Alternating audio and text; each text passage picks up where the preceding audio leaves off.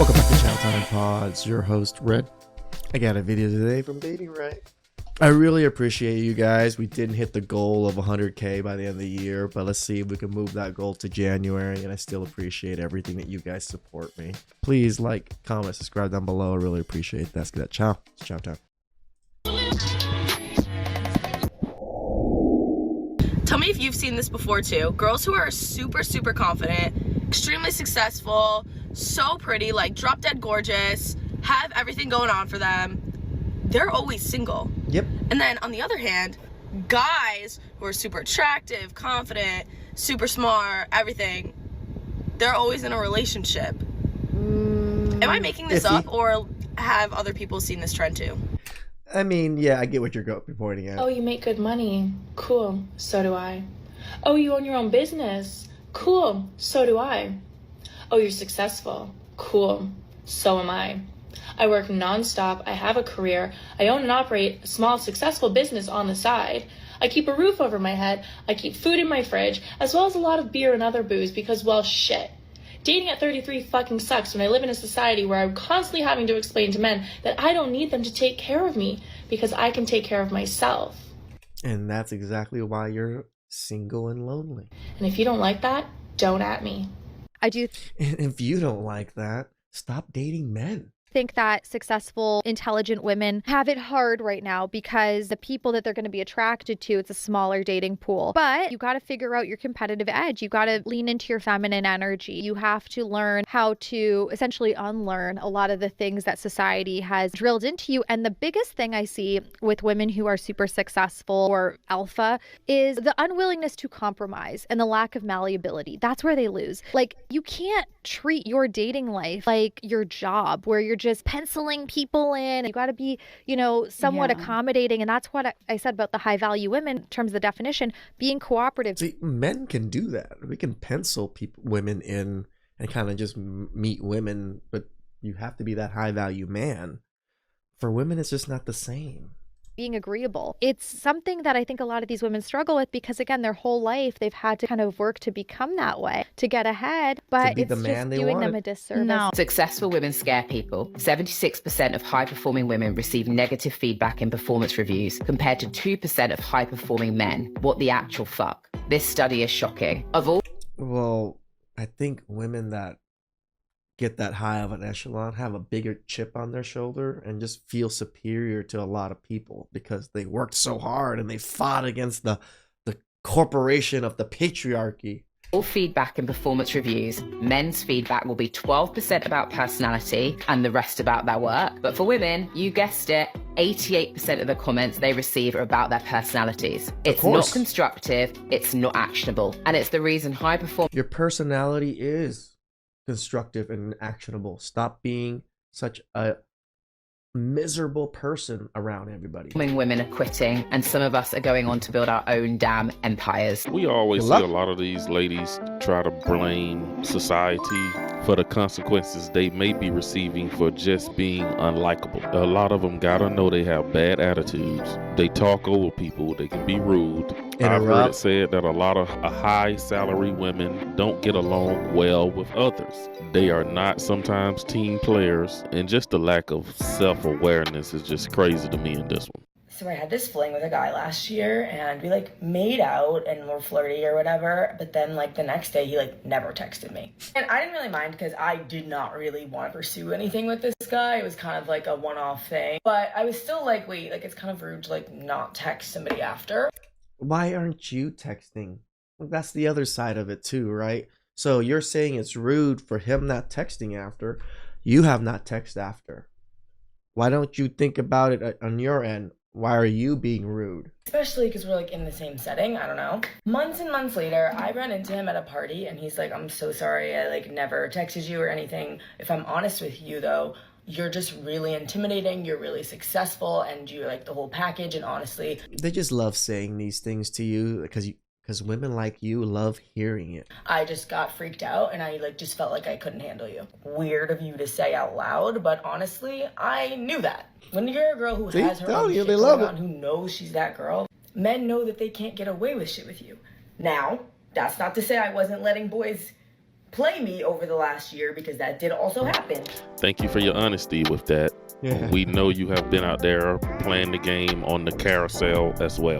She also just admitted to us that she made out with a random guy one night, so we get it. Evidenced by the guy who recently broke up with me said that it was because my standards are too high. And this is the thing for me. And this is the thing for me. My standards are not too high. They're just my standards. And if you can't match them, then you're not for me. I am just tired of being made to feel bad for wanting a big life and for wanting what I want. So many girls are concerned about like just having a boyfriend or making a guy like them just because they like the idea of that guy. Why? I see way too many people lower their standards for guys. Your standards are too high when nobody can match them. Have you not noticed that? Nobody in your life or even around you match those standards. How are you going to acquire that? I'm not clocking anybody. I'm just saying we just want to like get it over with, and we feel like we have to. You are literally way too smart for that. Like way too smart for that. You have way too much going on up here to waste your time on a dusty man who you're 10 times better than and who doesn't. Like, see, the women just really think they're so much superior than men. Just the way this woman is talking. Even want to match your energy, they just want to take it from you. Won't be doing that again. Men do not like women who are more successful than them. I was in my jacuzzi the other night and a bunch of It's yes and no, but also women don't like men that are less successful than them. Why don't you ever say anything about that? us were playing that she's a 10 game. And I said, she's a 10, but she makes more money than you. Thinking that everyone was gonna say that she's still a 10 or hell, a 75. Lord knows I'm open to a sugar mama at this point. All of the men rated her lower. And since then I've asked a few more guys and they've all rated her lower. They explain that it's just not attractive to have a woman be more successful. I wish that I could use that as an excuse to why I'm single, but I can't because I'm really not that successful. But I hope Sucks this for brings you. peace of mind to all those successful career girls out there that are still single. It's not you, it's your money. A lot of these women are forgetting It's not your money. It's your attitude that you had to get there to get that kind of money. It's usually a horrible attitude. Hell, I know I'm an asshole because I work so hard and I don't like taking shit from people. I'm not the friendliest of people. More and women get even more callous than men do. that they still have to be likable to get along with others, meaning also to get in a relationship. A lot of these women are single by their own doing, and a lot of them better realize fast that if they don't stop their arrogant behavior, they're gonna end up alone at Christmas, just like these ladies. I did a video a few days ago asking if any women were on their own for Christmas, and I was inundated. The video went viral. I've been single for the majority of this year, and over the last 10 years I've been through a divorce and 3 breakups. So I talk a lot about being single. Now, I've never actually spent a Christmas day by myself, so I was quite shocked when I heard about how many people are. Why does it matter that this single day, that holiday is made up for, that you're alone? Why does it matter? Again, I was busy working on Christmas Day. I'm not going to bitch and moan about it. My girl was here, but I didn't even spend time with her. She was cooking and doing her thing. And I was just in this studio for almost 12 hours because I was behind on videos. And even in those 12 hours, I fucked up a shitload of videos and I had to go back and fix them because the audio was all fucked up. Ugh. Are by themselves. Another Christmas alone. You know, if you were to ask me 10 years ago if I'd be single at 32, I'd probably scoff at you and laugh, proudly telling you that I for sure would be. Again, we saw this clip before. And it's like, why are you putting the stockings on your drawers and not stockings on the actual fireplace where normally stockings would be? Married with multiple kids by now. I had a moment today on the phone with a friend where I broke a bit. The truth is, I'm tired. I'm tired of taking care of myself. I'm tired of being the single one of the group. Tired of taking care of myself. So I need someone to take care of me because I'm a child. I'm tired of being on my own. I often get asked how I keep the faith. How do I keep my head up, still being single at 32, seeing it happen for everyone all around me? And my answer is simple. I know it's going to happen for me, so I'm not operating from a perspective or a potential that it might not. I truly believe it's just a matter of time. Is that narcissism when they're like, I know I'm gonna get somebody. I know a man's gonna come in my life. It's like the illusion of grandeur. So really, it's not about keeping your chin up or keeping the faith. It's about getting yourself to a point where you truly believe that your person is out there. I know this to be true for me. Trick deep down yourself. to my core. I'm 38 years old. I've never been married. I've never had children. I have 3 cats in my house. Only 2 of them are mine. But it's another Christmas that is about to come and go where my relationship status is the same. And it's crazy because if you had asked me 10 years ago if I would be single at 38, I would have been like, absolutely not. And if I am, then just me now. Well, should we just you now or what? You know, here's one of my kitties. Look at this little baby girl. This is Willow. Say hi, Willow. And I have such a complicated relationship with this time of year. I really do. Because I have a complicated relationship with being single. There's a part of me that really values my life and my time to myself and my independence. And then there's a part of me that feels really embarrassed about admitting that I want to be in a relationship. And see, that's just so sad. Right? Society has made women feel embarrassed that they want a man and want to be in a relationship. This is what society has propagated for women. Again, yes, some of it is their fault, women's own fault, but society doesn't make it that much easier for them, nor does society make it that much easier for men, right? I think a big part of that is it makes me feel like maybe I'm being needy or I'm being clingy and all these like, I don't know what it is, but it's almost embarrassing. It is, I feel embarrassed to be 38 and single and never married. I also think a part of me feels forgotten by God or the universe. No, by men, because you're 38 and now you pretty much turned into a man in most men's eyes and you get ignored because you let your 20s go. Because I feel like I've done so much internal work on myself. How do we see this internal work? I feel like I can't seem to attract my person into my life. Because the outside needs to match, and your outside, maybe you've gotten that internal work done. We can't see it. We only see the aging and the less fertility. And even saying all of this out loud feels really cringy, which is why I'm making myself say it out loud and admit it. Because I'm sure that there's other people that feel the same way. But it makes me, I have a really hard time not wondering what is wrong with me. And I have to stop myself from going down that spiral because it can get very dark when I start to think of the reality is at my age, I may never have children at this point.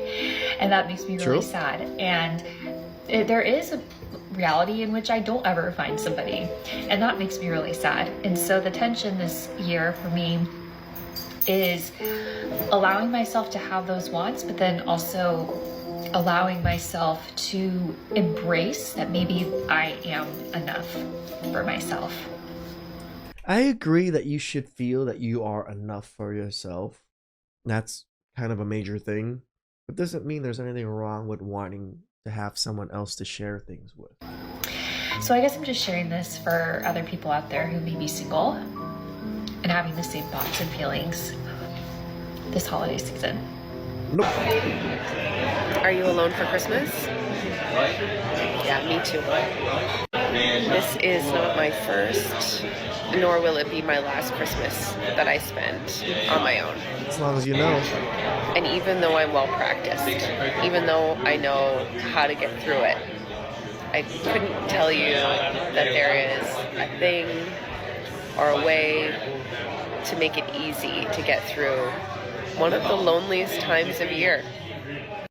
Whether you are alone by choice or due to circumstance or... It's just so funny to me. It's the loneliest time of the year. Like, what, the rest of the year you got somebody to hang out with and do stuff with or something, but then all of a sudden Christmas you don't? Any other reason. None of the reasons make it easy to spend the holidays by yourself. I even, after so many years of spending Christmas alone, Googled what to do to feel less alone at Christmas. Google tells you to have a spa day. If I could roll my eyes into the back of my head, I would. Every year for me, spending Christmas alone has looked differently. This year, I went to see my family before Christmas, and it turned out that everyone got sick, and we actually didn't really get to spend that much quality time together. So it really dampened the visit, and I came back to my city unwell. I'm still sick. You can see my red nose and my croaky voice. And let's be honest, being sick and alone and it being Christmas is kind of a recipe for a potential disaster. But I am determined to make the next few days bearable for me. And this is what I've learned is the key thing to feeling less alone and less isolated during the holidays. Connection. Now, if you don't have friends, family, people in your life that you can actually connect with, then use social media.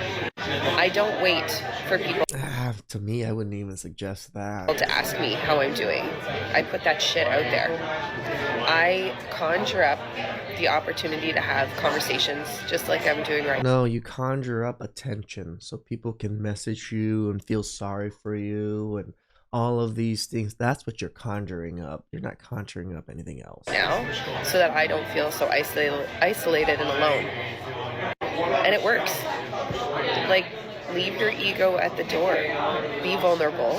Let people know that you feel lonely and that you want to talk, that you want to check in, whatever it may be. And if using a social media platform to do that is a way for you to feel more comfortable asking for that check-in, fully support. I'm not saying anything's wrong with her thought process on this, but it's probably not the best method to be going around crying on the internet, asking, or for men at least, to be asking for sympathy, or that's pretty much what you're doing. What these ladies need to start doing is come next year, 2025, around August, around the fall season, they need to be aggressively looking for someone to date. A lot of the guys that got left in their DMs on red, they need to revisit those conversations just to have someone with them during the holiday season. Just like, don't tell them that dating right now they're gonna just try to trick men in the summer so they can have somebody to spend time with in the winter. Everybody get together for cuffing season come fall. I think a lot of these women do need to get on the dating apps, all of them, and be aggressively dating, going after the man that they want. But we all know they won't, because they're too prideful and they don't want to feel like they're chasing a man. And it's not that they're just too prideful, they're also scared. They don't know what to do. Women just can't approach, and they can't handle rejection the same way men do. That's why if a lot of them don't change their behavior, they're gonna end up alone next year. Yeah, I just came back from the doctor and they told me that if I trust another nigga, I'm not gonna make it. Y'all, why do y'all take sports seriously? Like, it's not this serious. Makeup and hair ain't that serious. Either you got it or you don't. But that's all I got in this video. You guys drop a comment down below and let me know what you think about these ladies in these clips. Again, I'm sure there's some videos of men being lonely on the holidays talking about it, but look at how many women are lonely and miserable, but they say they're strong and independent, don't need no man, and proud and happy to be single, and they're happier single. But yet every holiday we get floods of videos just like holidays. Please like and subscribe.